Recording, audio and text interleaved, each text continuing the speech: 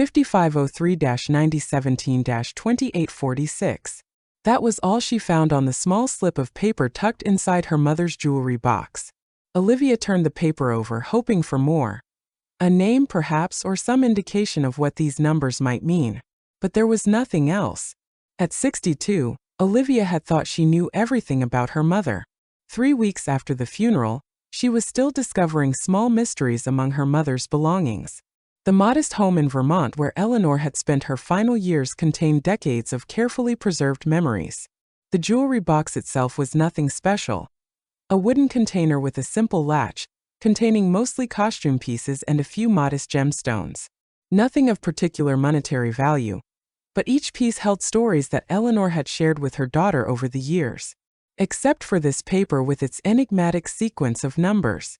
Olivia set it aside on the kitchen table alongside her morning coffee. Through the window, snow was falling in thick, silent flakes, adding another layer to the already substantial accumulation outside. February in Vermont demanded patience and resilience, qualities her mother had possessed in abundance. 8591-0275-3619. Another sequence of numbers, discovered between the pages of a cookbook filled with recipes annotated in her mother's careful handwriting. Olivia had found it yesterday but thought little of it until now. Placing the two slips side by side, she studied them carefully. They appeared to be written by the same hand. Her mother's distinctive penmanship with its precise, economical strokes. Both papers were yellowed with age, suggesting they'd been tucked away for many years. What could they be? Account numbers? Safe deposit boxes? Secret codes? Eleanor had never been one for mysteries. She'd lived simply and spoke plainly. A kindergarten teacher for 40 years, she'd raised Olivia alone after her father had died when Olivia was just 5 years old. Their life together had been ordinary but full of love, or so Olivia had always believed. The sound of tires crunching on snow interrupted her thoughts. Through the window, she saw her daughter's car pulling into the driveway. Maya was 34, brilliant and ambitious, working as an environmental lawyer in Boston. She'd taken time off to help her mother sort through Eleanor's belongings. "Any coffee left?" Maya asked, stamping snow from her boots in the entryway. "Just made a fresh pot," Olivia replied, still staring at the number sequences. Maya hung her coat on the hook by the door and made her way to the kitchen. Her dark hair was pulled back in a practical ponytail, showcasing cheekbones that reminded Olivia so much of Eleanor. "What's that?" Maya asked, gesturing toward the slips of paper as she poured herself coffee. "Not sure. Found them among Graham's things." Olivia pushed them toward her daughter. "Any ideas?" Maya studied the numbers while warming her hands around the coffee mug. "Could be bank accounts? Or maybe telephone numbers from before area codes." "Maybe," Olivia mused. "But why hide them?" Maya shrugged. Did Graham have secrets? The question hung in the air between them. Did Eleanor have secrets? The woman who had baked cookies for school functions, who had volunteered at the local library, who had taught generations of children their numbers and letters, could she have had another life hidden beneath the surface? For the first time since her mother's peaceful passing in her sleep at the age of 87, Olivia felt a twinge of unease. "Everyone has secrets," she finally said, though she wasn't sure she believed it of her mother. Later that day, as they sorted through Eleanor's modest wardrobe, Olivia found another slip of paper tucked into the pocket of a cardigan. 7264-8193-5027. "Another one," she said, showing it to Maya. "Definitely a pattern," Maya observed. 3 sets of 4 digits, separated by hyphens. They spent the afternoon searching the house more thoroughly, looking intentionally now. By dinner time, they had discovered 2 more number sequences hidden throughout the house, one pressed between the pages of a Bible, another taped to the underside of a drawer in the bedroom. 9431-2508-7650. 6172-0953-8741. 5 mysterious sequences in total. "This is getting weird," Maya said as they heated leftover casserole for dinner. "Why would Graham hide numbers all over her house?" "I don't know," Olivia admitted. "But I intend to find out." That night, after Maya had gone to bed in her childhood room, Olivia sat at the kitchen table with all 5 slips arranged before her. The house was quiet except for the occasional groan of old pipes and the soft ticking of the grandfather clock in the hallway, a wedding gift to Eleanor and Olivia's father over 60 years ago. Olivia tried various ways of interpreting the numbers. Were they coordinates? Dates? Some kind of code? Nothing seemed to fit. She pulled out her laptop and typed the first sequence into a search engine. 5503-9017-2846. No relevant results appeared. She tried the others with similar lack of success. As she was about to give up for the night, a memory surfaced. When Olivia was about 10 years old, she had found her mother crying while looking at an old photograph. When asked what was wrong, Eleanor had quickly composed herself and said, "Sometimes, sweetheart, numbers tell stories that words cannot." At the time, Olivia had assumed her mother was referring to her work as a teacher. Now she wondered if there had been a deeper meaning. The next morning, Olivia woke with a renewed sense of purpose. After breakfast, she announced to Maya that she wanted to visit the local bank where Eleanor had kept her accounts for decades. "Do you think they'll just tell you about old accounts?" Maya asked skeptically. "I have power of attorney and all her documentation," Olivia replied. "Besides, everyone in town knew Mom. It's worth a try." The First National Bank of Riverfield occupied a stately brick building on Main Street. Despite modernization over the years, it retained its small-town charm. The manager, Mr. Patel, had known Eleanor for years and greeted Olivia warmly. "What can I do for you today?" he asked after expressing his condolences.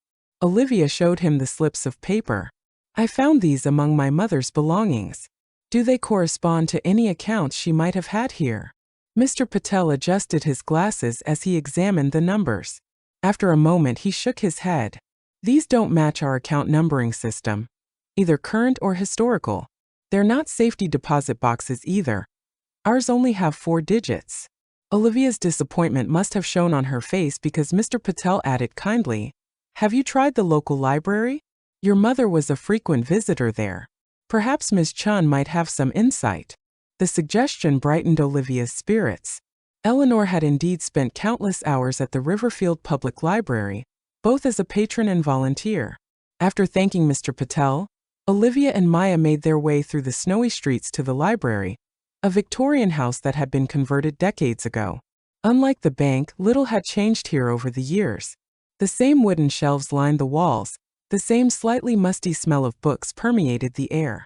Miss Chun, the head librarian, was organizing returns at the front desk. Though younger than Eleanor by at least 20 years, the two women had been friends, bonding over their shared love of mystery novels and historical biographies. "Olivia, Maya," she greeted them with a sad smile. "How are you holding up?" After some quiet conversation about Eleanor, Olivia explained their discovery and showed her the number sequences. Miss Chun studied them thoughtfully. "These aren't library card numbers or anything related to our system," she said. Then, after a pause, "But they do remind me of something." She led them to the reference section and pulled out a thick volume, Cryptography, a historical overview. "Your mother borrowed this several times over the years," Miss Chun explained. "She said she found the subject fascinating, though I never quite understood her interest in it." Olivia took the book with trembling hands. Her mother, interested in cryptography? The revelation felt both foreign and somehow fitting. "When did she last check it out?" Maya asked. Chun consulted her computer. "About 6 months ago, actually. Not long before her health started declining."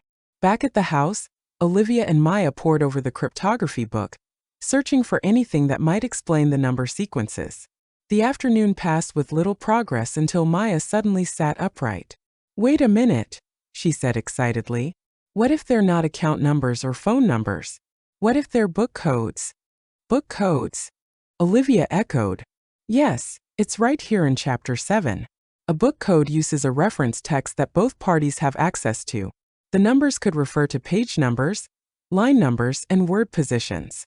Olivia considered this. But what book would she use as the key? They looked around the study where Eleanor had kept her modest collection of books. Most were well-worn paperbacks, mystery novels, historical fiction, and books on education. It would have to be something she was certain you would keep, Maya reasoned. Something meaningful. Olivia's gaze fell on a shelf of photo albums. Eleanor had been meticulous about documenting their family life, creating a new album every year. But one album stood apart from the others, a thick leather-bound volume with no dates marked on its spine. "Let's try this one," she said, carefully removing it from the shelf. The album was heavier than it looked. Opening it revealed not photographs but newspaper clippings, carefully preserved between sheets of protective plastic. Most were yellowed with age, dating back to the late 1950s and early 1960s. "I've never seen this before," Olivia murmured, turning the pages slowly. The clippings seemed random at first glance, articles about local events, national news, scientific discoveries. But as she read more closely, Olivia noticed a pattern. Many of the articles concerned the early space program, scientific breakthroughs, and mathematical innovations. "Mom never mentioned an interest in these subjects," she said, puzzled. Maya had been examining the first slip of numbers again. 5503-9017-2846. "Let's try this," she suggested. "If it's a book code, the first number might be the page, the second the line, and the third the word." Olivia turned to page 55 of the album. There were 3 news clippings on the page. Moving to the third one, she counted down to line 9, then across to the 17th word. "Beneath," she read aloud. "And the last part, 46th word?" Maya asked. Olivia counted carefully. "Floorboards." They looked at each other, excitement building. "Beneath floorboards," Maya repeated. "That has to mean something." They tried the second sequence, 8591-0275-3619, using the same method. This time they decoded. "Study corner east." Working through the remaining sequences yielded additional clues. "Window seat cushion." "Kitchen third tile." "Attic behind trunk." "She's created a treasure hunt," Maya said with wonder. "Graham left us a trail to follow." They started in the study, examining the floorboards in the eastern corner. The house was over a century old, with original hardwood floors that had developed a distinctive pattern of creaks and groans over the decades. In the eastern corner, Olivia noticed one board that seemed slightly different from the others. Its grain pattern didn't quite match. Using a letter opener from Eleanor's desk, she carefully pried up the board. Beneath it was a small metal box, about the size of a deck of cards. With shaking hands, Olivia lifted it out. The box was locked with no key in sight. "Maybe one of the other locations has the key," Maya suggested. They moved to the window seat next, removing the cushion to examine the storage space beneath. Inside, among some old blankets, they found a small envelope. It contained a single item, an old-fashioned brass key. The key fit the metal box perfectly. Inside was a worn leather journal, its pages filled with Eleanor's familiar handwriting. But the contents were unlike anything Olivia would have expected from her mother. The journal entries dated back to 1960, when Eleanor would have been in her mid-20s, before Olivia was born. The first entry read, 0313 to 1960, first day at Waterton. Dr. K says our work will change everything. Still can't believe they hired a woman for this position. Must prove them wrong about female mathematicians. Team seems welcoming, especially Jay. Waterton, Olivia murmured. Mom never mentioned working at a place called Waterton. As they read further, the entries described Eleanor's work as part of a mathematical research team at something called the Waterton Facility. The entries were brief and somewhat cryptic, often referring to colleagues only by initials and describing her work in general terms rather than specifics. 0517 to 1960, breakthrough on sequence patterns today. Jay thinks we're close to cracking the underlying structure. Working late most nights now. 0602 to 1960, security protocols increased again. No materials leave the building now. Dr. K hinted that government interest has intensified. Jay walked me home tonight. First time we've been alone outside of work. Who's Jay? Maya wondered aloud. Olivia shook her head, continuing to read. The entries became more personal as they progressed. 0723 to 1960, Jay proposed tonight. Said he couldn't imagine working on the most important mathematics problem of our time without spending the rest of his life with me. Said yes, of course. Haven't told anyone at work yet. 0804 to 1960, Wedding plans proceeding. Small ceremony next month. Jay's family unhappy about the rush, but we don't care. Dr. K surprisingly supportive, offered us both time off. Wait, Olivia interrupted her reading, looking up at Maya with wide eyes. This doesn't make sense. Mom married my father in 1962, not 1960. And his name was Robert, not Jay. They continued reading, both now thoroughly confused. The entries described a wedding to this mysterious Jay, followed by their continued work at the Waterton facility. Then came a troubling entry. 11/27 to 1960. Security breach suspected. Everyone under investigation. Jay worried about our notes at home. I told him I destroyed everything as instructed, but kept key formulations hidden. Can't lose our work, too important. 12:03 to 1960. Jay disappeared today. Came to work. Never returned from lunch. Dr. K says he's been reassigned. No one believes it. Something is wrong. The entries became increasingly desperate after that. 12:10 to 1960. No word from Jay. Apartment searched while I was at work. They didn't find the hidden papers. Sleeping at Sarah's now. Don't know who to trust. 12:17 to 1960. Received unmarked envelope today. Inside was Jay's wedding ring and nothing else. Dr. K claims to know nothing. I'm being watched constantly. 12:24 to 1960. Made decision to leave. Sarah helping me disappear. Taking new identity. Eleanor Matthews becomes Eleanor Wilson tomorrow. Heading north. Jay, if you ever find this, I'll be waiting. Olivia closed the journal, her hands trembling. Eleanor Wilson was my mother's married name.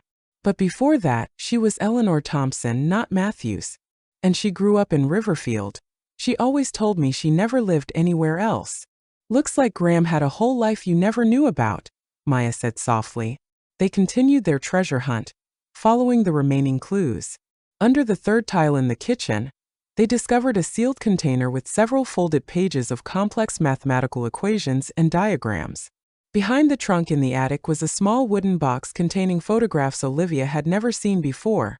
Eleanor as a young woman standing with a group of people in front of a nondescript building with Waterton Research Facility on a modest sign. In another photo, she stood next to a tall, dark-haired man, both of them smiling broadly at the camera. That's not Grandpa Robert, Maya said, studying the photo. No, Olivia agreed quietly. I've never seen this man before. The final clue led them to discover a locked safe deposit box key and documentation for a box at a bank in Burlington, about 40 miles away. The next day, they made the drive through snowy conditions to Burlington. The bank manager was initially hesitant about allowing access to a box that had been maintained for over 60 years, but relented when Olivia produced her mother's death certificate and the proper documentation. The contents of the safe deposit box were meager but significant. More photographs, letters addressed to my dearest E signed simply with J, and several notebooks filled with mathematical notations that meant nothing to either Olivia or Maya. There was also a single gold wedding band with an inscription inside. E and J, forever entangled, September 17, 1960. Quantum entanglement, Maya murmured, reading the inscription. It's a physics concept. Once two particles become entangled, they remain connected even when separated by vast distances. Olivia picked up one of the letters, dated March 1961. My dearest D, if you're reading this, something has gone wrong. Our work was more important than we knew, and more dangerous. The mathematics we've developed could change everything, but some believe it should remain hidden. I've made arrangements for your safety. You must leave Waterton immediately. Create a new life, a complete break. Memorize the information in this letter, then destroy it. When it's safe, I'll find you. Remember our quantum theory. No matter the distance between us, we remain connected. What we discovered isn't just mathematics. It's the fundamental truth of existence. Everything is connected. Nothing is truly separate. I love you beyond all rational calculation. Forever your, J. Tears streamed down Olivia's face as she read. She never told me any of this, she whispered. Her whole life was built on a secret past. Maybe she was protecting you, Maya suggested gently. Whatever they were working on at Waterton sounds serious enough that people disappeared over it. Among the papers was a newspaper clipping from 1961 with the headline, "Local mathematician missing, foul play suspected." The article was brief, mentioning only that Dr. James Harris, a researcher at the Waterton facility, had disappeared and that authorities were investigating. There was no follow-up article indicating he had ever been found. "James," Olivia said softly. Jay was James Harris.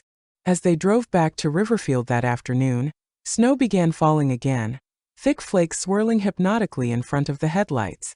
Olivia was lost in thought, trying to reconcile the mother she had known with this brilliant young mathematician who had fallen in love, experienced tragedy, and created an entirely new identity for herself. "How did she meet Robert, my father?" Maya asked, breaking the silence. "About 2 years after she came to Riverfield, according to the story I always heard," Olivia replied. "He was passing through town on business. They met at a diner where she was working." "Did he know about her past?" Olivia considered this. "I don't think so. In all the years after he died, Mom never mentioned anything about a previous life. I think Robert only knew Eleanor Wilson, not Eleanor Matthews." Back at the house, they spread out all their discoveries on the dining room table: the journal, the photographs, the letters, the mathematical papers. Pieces of a puzzle that formed a picture of a woman Olivia had never truly known. "What do we do with all this?" Maya asked. "I don't know," Olivia admitted. "Part of me wants to investigate further, find out what the Waterton facility was, what happened to James Harris, what mathematics they were working on that was so important and dangerous." "And the other part?" Olivia picked up a photograph of her mother as a young woman, standing beside James Harris, both of them looking brilliantly happy. "The other part wants to respect that Mom chose to keep this secret her entire life. She created a new identity, built a new life, raised me without ever letting on that she had this whole other existence before. There must have been a good reason." That night, Olivia couldn't sleep. She sat in her mother's rocking chair by the bedroom window, watching snow accumulate on the branches of the old maple tree outside. The house creaked and settled around her, as if adjusting to the weight of newly uncovered secrets. She thought about her mother, the kindergarten teacher who had patiently helped generations of children learn their numbers, who had baked the best apple pie in the county, who had never remarried after Robert died, who had lived quietly and simply in this small Vermont town for over 60 years. Had she been hiding all that time, waiting for a man who never returned? Or had she genuinely built a new life that she came to love, putting her mysterious past behind her? Olivia wouldn't know unless she dug deeper, and she wasn't sure if that was the right thing to do. In the morning, Maya found her still in the rocking chair, wrapped in one of Eleanor's handmade quilts. "I've been thinking," Maya said, handing her mother a cup of coffee. "There might be a way to learn more without turning this into some big investigation." "How?" Olivia asked. "The internet. Whatever the Waterton facility was, there might be information available now that wasn't public knowledge years ago. Especially if it was some kind of government research facility." They spent the day researching online, Maya's legal research skills proving invaluable. By afternoon, they had pieced together fragments of information. The Waterton Research Facility had indeed existed, a mathematical think tank established in the late 1950s, ostensibly to advance pure mathematics research. In reality, according to declassified documents from decades later, it had been funded by the government to develop mathematical models for code-breaking and early computing applications during the height of the Cold War.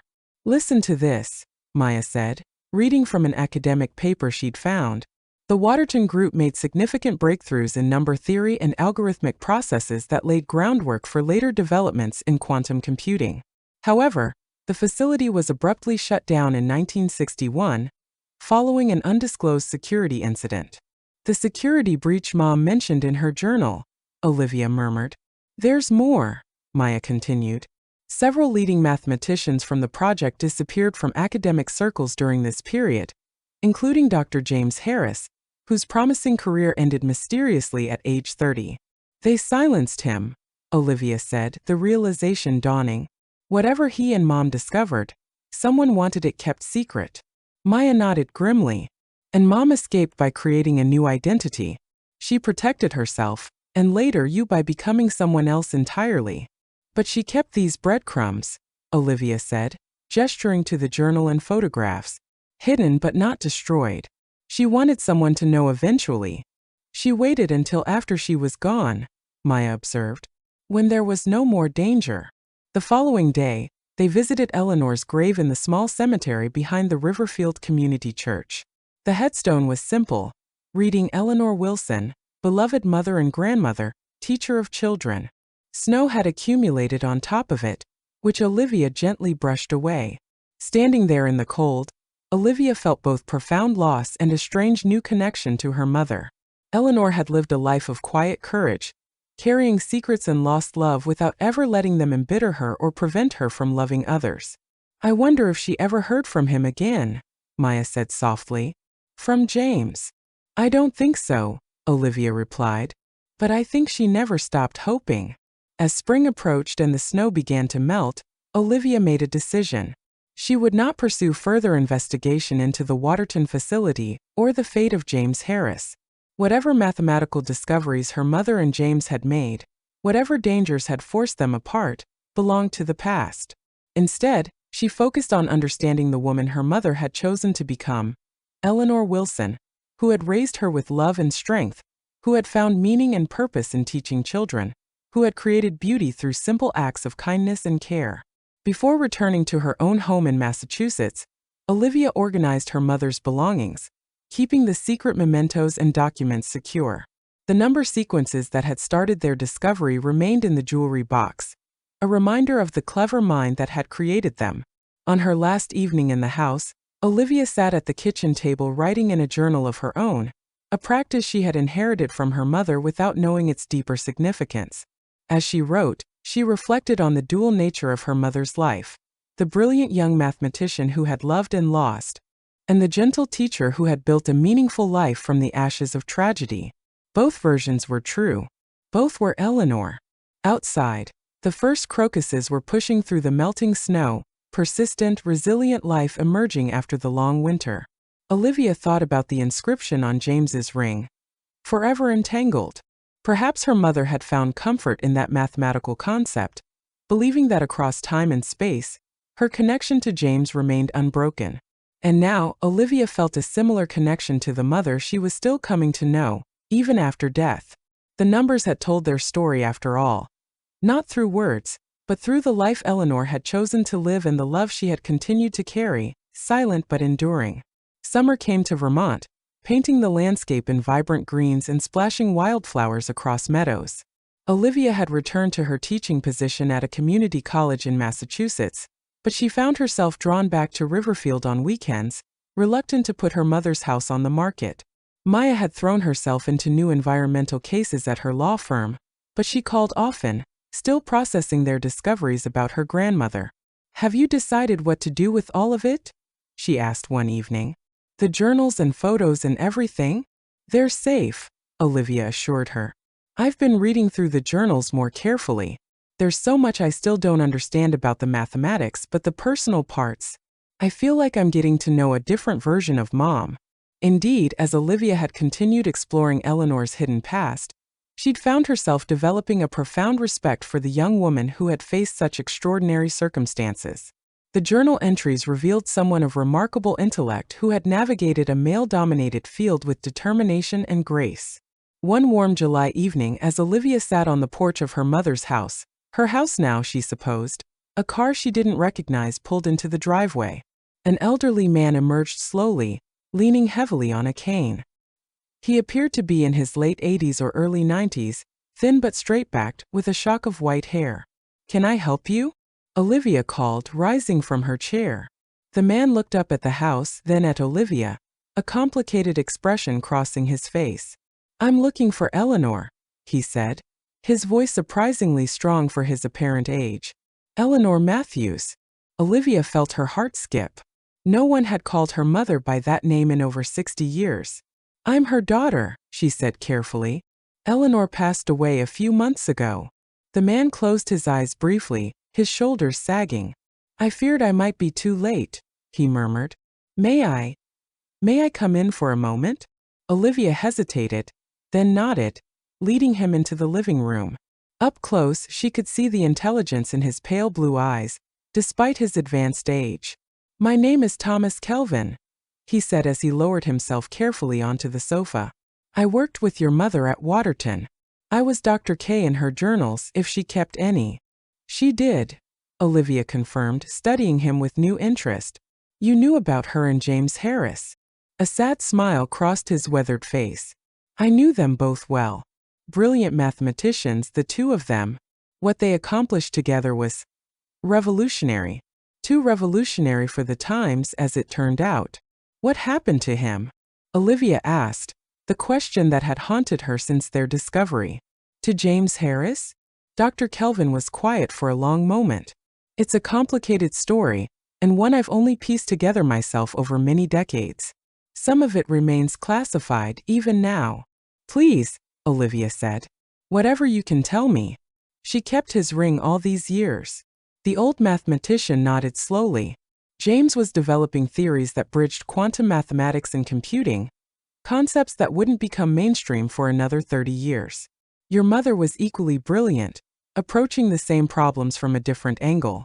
Together, they created mathematical proofs that essentially laid the groundwork for quantum encryption and computing." "But why was that dangerous?" Olivia asked. "This was 1960, Kelvin reminded her.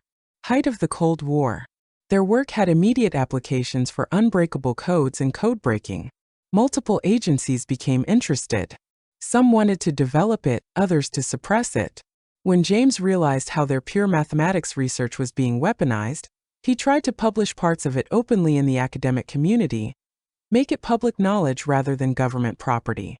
And that's why he disappeared," Olivia said, understanding dawning. Dr. Kelvin nodded grimly. "He was detained. Officially, he was never arrested, just held for questioning that extended indefinitely. I helped your mother escape a similar fate by creating a new identity. Eleanor Matthews officially accepted a research position in Europe, and then died in a boating accident a year later." "All this time," Olivia murmured, "I never knew." "She made the choice to protect you," Dr. Kelvin said gently. "As you grew older, revealing the truth would only have put you at risk as well." "What happened to James ultimately?" Olivia asked, dreading the answer. Dr. Kelvin's expression softened. "He survived, though his spirit was nearly broken. He was released after 5 years under strict conditions, never to work in mathematics again, never to contact anyone from his former life, constant surveillance. By then, Eleanor was established in her new identity with you." "She had me in 1963, Olivia said. "With my father, Robert." "Yes," Dr. Kelvin nodded. "I kept track of her from a distance to ensure her safety. She seemed content with Robert. I believe she truly loved him." "Did James ever try to find her?" Dr. Kelvin hesitated. "He knew doing so would put her at risk. He moved to the West Coast, taught high school science under a different name. He never married." Olivia felt tears welling in her eyes for this man she had never known, whose absence had shaped her mother's life in ways she was only beginning to understand. "Is he still alive?" she asked. Dr. Kelvin shook his head. "He passed away 12 years ago. Pancreatic cancer. Before he died, he asked me to give something to Eleanor when it was safe. I've waited, watching the obituaries in this region every year. When I saw hers..." His voice trailed off. From his pocket, he withdrew a small envelope, slightly yellowed with age. He wanted her to have this. With trembling hands, Olivia accepted the envelope. Inside was a single sheet of paper containing what appeared to be a mathematical equation, elegantly written in fading ink. Below it was a brief note. Our theory was correct. Even separated by circumstance and distance, the connection remains unbroken. The mathematics proves what the heart already knows. Forever your J. What does this equation mean? Olivia asked, showing it to Dr. Kelvin. A gentle smile crossed his face. It's his refinement of their original work on quantum entanglement, the mathematical proof that certain connections, once established, transcend conventional limitations of time and space. In the decades since their separation, both continued their work separately, your mother in her private journals, James in his isolation. They reached the same conclusions independently. She never did entirely give up mathematics, Olivia said softly, remembering the careful columns of numbers her mother would sometimes work on in the evenings, which she had always assumed were related to household budgeting or school grading. Dr. Kelvin stayed for tea, sharing stories about the young Eleanor Matthews that revealed a woman of fierce intelligence, dry wit, and quiet courage, qualities Olivia recognized in the mother she had known, though they had manifested differently in her later life. Before leaving, Dr. Kelvin handed Olivia a business card with his contact information. If you have questions about any of her mathematical work, I'd be happy to explain what I can. Some of it was quite visionary. After he departed, Olivia sat at the kitchen table, James's note before her, trying to absorb all she had learned. The equation meant nothing to her mathematically, but its emotional significance was profound. Despite everything, separation, new identities, new relationships, some part of her mother had remained connected to her first love, just as some part of him had remained connected to her. That connection hadn't prevented Eleanor from loving Robert, from loving Olivia, from building a meaningful life. Perhaps it had even enriched that life, giving her a perspective on love and loss that few could understand. The next day, Olivia called Maya and shared everything Dr. Kelvin had told her. Together, they decided to explore Eleanor's mathematical legacy more deeply, with Dr. Kelvin's assistance. Over the following months, they learned that the work Eleanor and James had begun in 1960 had indeed been decades ahead of its time, anticipating developments in quantum computing that were only now being realized. "Do you think we should publish her work?" Maya asked during one of their discussions. "Give her the recognition she deserves?" Olivia considered this carefully. "I think she made her choice," she finally said. "She chose teaching children over academic recognition. She chose a quiet life in Riverfield over scientific fame. I want to respect that choice." Instead, they established a small scholarship at the local school where Eleanor had taught for decades. The Eleanor Wilson Scholarship for Mathematical Excellence would support one promising student each year, with no restrictions on gender or background, an opportunity Eleanor herself had fought for in her earlier life. As autumn painted the Vermont landscape in brilliant reds and golds, Olivia made another decision. She would keep her mother's house, splitting her time between Massachusetts and Riverfield. The house contained too many memories, both the ones she had always known and the newly discovered ones, to part with it. Winter returned to Vermont. The landscape transformed once again into a crystalline world of white. Olivia had settled into a rhythm, teaching her literature classes in Massachusetts during the week and returning to Riverfield on weekends. The commute was long, but she found solace in these transitions, time to reflect on the continuing revelations about her mother's life. In Eleanor's study, Olivia had created what Maya jokingly called the Quantum Corner, a space where they carefully preserved and organized all the materials related to Eleanor Matthews' mathematical work. Dr. Kelvin had become a regular visitor, his sharp mind belying his advanced age as he helped them understand the significance of Eleanor's equations. "What amazes me," he said one snowy December afternoon, warming his hands around a mug of tea, "is how she continued to develop these theories without access to academic resources or colleagues. Pure intellectual pasión." "She always did love puzzles," Olivia remarked, remembering how her mother would spend hours with crosswords and logic problems. What she had once seen as simple pastimes now revealed themselves as exercises for a brilliant mathematical mind that had never stopped working. Maya had taken a week off to help Olivia sort through the remaining boxes in the attic, the final frontier of Eleanor's possessions. Most contained predictable items: old clothes, holiday decorations, school books from Olivia's childhood. But behind a stack of weathered suitcases, they discovered a locked metal filing cabinet that neither had noticed during their previous searches. "Do we have a key for this?" Maya asked, running her hand along the dusty surface. Olivia shook her head. "I've never seen it before." They tried various keys from Eleanor's keyring without success. Finally, Maya examined the lock more closely. "This looks like it might respond to a combination rather than a key." Olivia immediately thought of the 5 number sequences that had started their journey of discovery. What if? She retrieved the slips of paper from the jewelry box where she now kept them. Each contained 3 sets of 4 digits. If they were combinatorial rather than positional. It took several attempts, but eventually one of the sequences, 7264-8193-5027, caused the lock to click open. Inside were dozens of neatly labeled folders containing more mathematical work. But also something unexpected. A manuscript, carefully typed and bound with thread, titled The Silence Between Numbers, a memoir. Olivia's hands trembled as she lifted it out. She wrote her story. They brought the manuscript downstairs, settling on the couch in the living room. The dedication page read simply, "For Olivia, when the time is right." That night, Olivia began reading her mother's memoir. Eleanor's voice, more formal and academic than Olivia had ever heard her speak, yet unmistakably hers in its clarity and precision, filled the quiet house. I was born Eleanor Ann Matthews on April 17, 1935, in Chicago, Illinois. From my earliest memories, numbers spoke to me in ways that words could not. Where others saw merely quantities, I perceived relationships, patterns, the elegant architecture that upholds our universe. The memoir chronicled Eleanor's struggle to pursue mathematics in an era when women were actively discouraged from such fields, her eventual acceptance to a graduate program at MIT, and her recruitment to the Waterton facility. Eleanor wrote of the exhilaration of working alongside minds that could follow her theoretical leaps, of the joy of discovery unfettered by practical constraints. And she wrote of James Harris. He was tall and angular, with perpetually ink-stained fingers and a habit of running his hands through his dark hair when deep in thought, leaving it in charming disarray. But what drew me to him was not his appearance but his mind, the way it danced with mine, challenging and complementing my own thinking.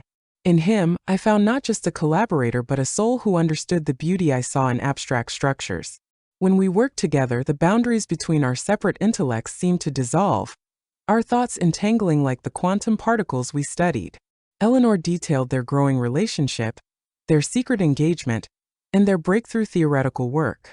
Then came the security breach, the increasing government oversight, James's determination to prevent their work from being weaponized, and his subsequent disappearance.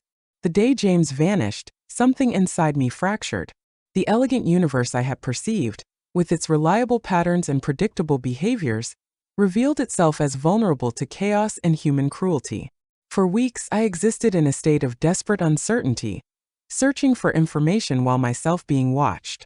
When Dr. Kelvin confirmed my fears, that James had been detained indefinitely, we formulated the plan for my escape. I became Eleanor Wilson. I moved to Vermont, selected for its distance from my former life both geographically and culturally. I took a job waitressing at a local diner, a far cry from theoretical mathematics, but surprisingly soothing in its orderly routines. I rented a small apartment above the town pharmacy and began slowly to rebuild some semblance of a life. Eleanor wrote of meeting Robert Wilson, a kind man who traveled for his work in insurance sales, and who saw in her a quiet intelligence she was careful to moderate. Robert never knew my true background. This was not due to a lack of trust but a matter of his safety as well as my own. He believed I was a college graduate in English literature, who had moved to Vermont following the death of my parents in an automobile accident. Close enough to the truth to maintain consistency, far enough to protect us both. When he proposed after 6 months of courtship, I accepted with genuine affection.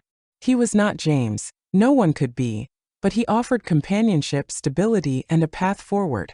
In a world where my first choice had been violently removed, I chose what happiness remained available to me. Olivia paused in her reading, processing this revelation about her parents' marriage. She had always perceived their relationship as loving, if quiet. Never passionate, perhaps, but stable and warm. To learn that it had begun as a pragmatic choice on her mother's part was jarring, yet Eleanor's next paragraph softened the blow. What began as practicality blossomed over time into genuine love. Robert's kindness, his steadfast reliability, his subtle humor that emerged once one knew where to look, these qualities endeared him to me deeply. When he died suddenly of a heart attack in 1968, leaving me with 5-year-old Olivia, my grief was profound and real. Raising Olivia alone became my primary focus. In her, I found a new kind of joy. She was bright and curious, with an intuitive understanding of narrative rather than numbers.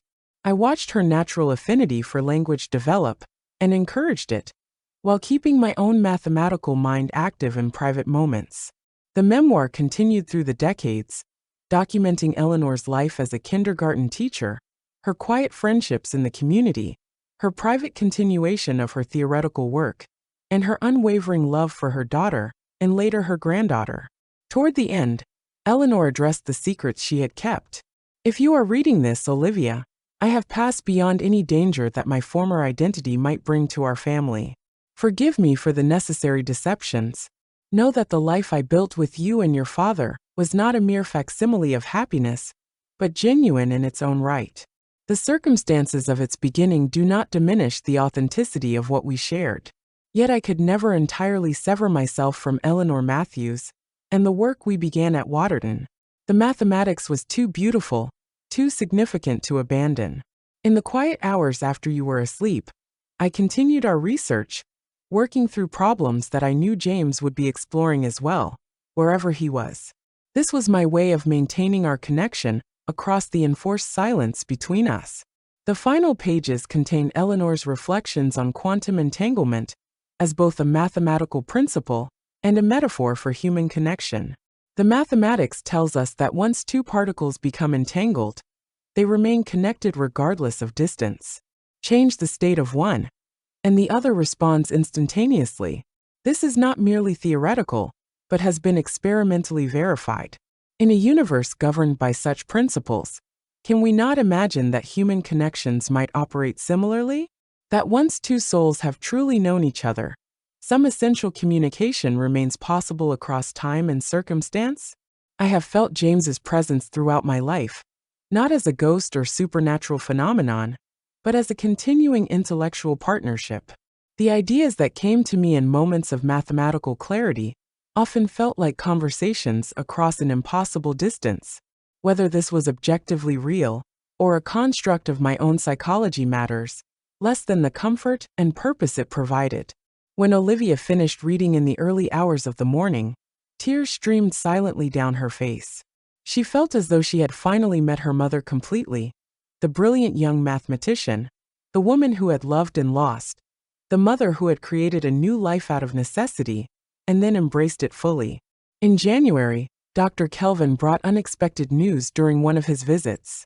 I've been in contact with some former colleagues who are now working in quantum computing research, he told Olivia and Maya. I described some of Eleanor's later theoretical work, without attribution, of course, and they were quite excited by the implications. What implications? Maya asked. Her approach to quantum entanglement suggested applications that current researchers haven't fully explored, he explained, particularly regarding information transfer across entangled systems. Would you need to reveal her identity if this research were to be pursued further? Olivia asked, protective of her mother's choices. Dr. Kelvin hesitated. That's what I wanted to discuss with you. The classification period on the original Waterton research expires next month, 55 years after the facility's closure. James and Eleanor's work will officially enter the public domain. After all this time, Olivia murmured. There's more, Dr. Kelvin continued. A colleague at Princeton is organizing a symposium on early quantum theory pioneers. When I mentioned the upcoming declassification, she expressed interest in featuring the Matthews-Harris equations as a case study in suppressed scientific advancement. Olivia and Maya exchanged glances. Would that mean publicly connecting Mom to her former identity? Olivia asked. It could, Dr. Kelvin admitted, but it would also give her work the recognition it deserves. The choice is yours, as her literary executor. Olivia spent weeks considering this decision, rereading her mother's memoir and journals for guidance. What would Eleanor want? The woman who had chosen anonymity and safety, who had built a quiet life far from academic recognition, would she want her mathematical legacy acknowledged now? In February, Olivia invited Dr. Kelvin to the house along with a few other guests, the school principal where Eleanor had taught, two of her former teaching colleagues, and several of her closest friends from Riverfield. I've asked you here because you all knew my mother well, Olivia began, standing before them in the living room where Eleanor had hosted countless gatherings over the decades.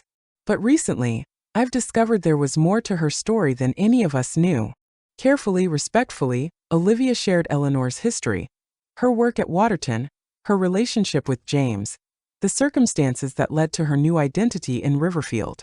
She showed them photographs of the young Eleanor Matthews and explained the significance of her mathematical contributions. Mom chose to keep this part of her life private, Olivia concluded. But I don't believe she ever stopped being both Eleanor Matthews and Eleanor Wilson, both the mathematician and the teacher. Both were authentic parts of who she was. Eleanor's old friends listened with astonishment, asking questions that Olivia answered as candidly as possible. By the end of the evening, there was a sense of collective understanding, that knowing this hidden dimension of Eleanor's life didn't diminish but rather enrich their memories of her. Martha Jensen, who had taught alongside Eleanor for 30 years, summed it up best. It's like discovering your favorite familiar melody was actually part of a grand symphony all along. In April, on what would have been Eleanor's 88th birthday, Olivia and Maya traveled to Princeton for the Symposium on Early Quantum Theory. Dr. Kelvin, despite his advancing age, had insisted on accompanying them to present Eleanor and James's work to the academic community. The auditorium was filled with physicists, mathematicians, and historians of science. When Dr. Kelvin took the podium to present the Matthews-Harris equations, quantum entanglement theory from the Waterton facility, 1960 to 1961, a respectful hush fell over the audience. Using slides prepared with Olivia's help, he walked through the elegant mathematical structures that Eleanor and James had developed, explaining how they had anticipated concepts that wouldn't be formally recognized for decades.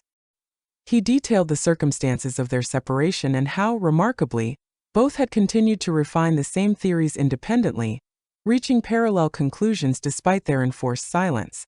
What we see in these equations, Dr. Kelvin concluded, is not merely brilliant mathematics but a testament to intellectual connection that transcends physical separation. Matthews and Harris, though parted by circumstance, remained, to borrow their own terminology, entangled in their thinking. During the question and answer period that followed, a young female mathematician raised her hand. You've shown us the theoretical elegance of their work, but I'm curious about the human element. Did Matthews and Harris ever reconnect after their separation? Dr. Kelvin glanced at Olivia, who nodded slightly. They did not meet again in person, he answered. Harris was released from detention after 5 years, but was prohibited from contacting anyone from his former life. Matthews, meanwhile, had established a new identity and eventually started a family under that identity. That's heartbreaking, the mathematician commented. Perhaps, Dr. Kelvin acknowledged, but I would suggest a different perspective. Eleanor Matthews, who later lived as Eleanor Wilson, found meaning and purpose in her second life, particularly in her role as a teacher. She never abandoned the mathematics she loved, but pursued it privately while building genuine connections with her community, her daughter, and later her granddaughter. He gestured toward Olivia and Maya in the front row. I believe she would tell you that a life contains many equations, many variables to be balanced. She found solutions that allowed her to honor both her intellectual passions and her human relationships. That is not tragedy but triumph. The symposium concluded with a standing ovation. Afterward, several participants approached Olivia to share how moved they were by her mother's story and how excited they were to incorporate the Matthews-Harris equations into their current research. As they left the auditorium, Maya linked her arm through Olivia's. Graham would have hated all this attention, she said with a small smile. The public recognition, yes, Olivia agreed. But I think she would have appreciated having her work understood. Later that evening in their hotel room, Olivia was surprised to receive an email from one of the symposium organizers. Attached was a scan of a page from an academic journal published in 1973, a paper on theoretical approaches to quantum information transfer, authored by a high school science teacher named John Henderson from Oregon. The final paragraph read, "This approach suggests that information, once shared between quantum-entangled particles, continues to be accessible across conventional boundaries of spacetime, creating what might be termed a silent conversation between seemingly separate entities." Olivia recognized the phrasing immediately from her mother's private journals. The author's name meant nothing to her, but the paper's publication date coincided with what Dr. Kelvin had told them about James Harris's later life teaching high school science under a different name. Silent conversation, the silence between numbers, filled with meaning only they could understand. Spring blossomed into summer in Riverfield. Olivia had made the decision to retire early from her teaching position in Massachusetts and move permanently into her mother's house.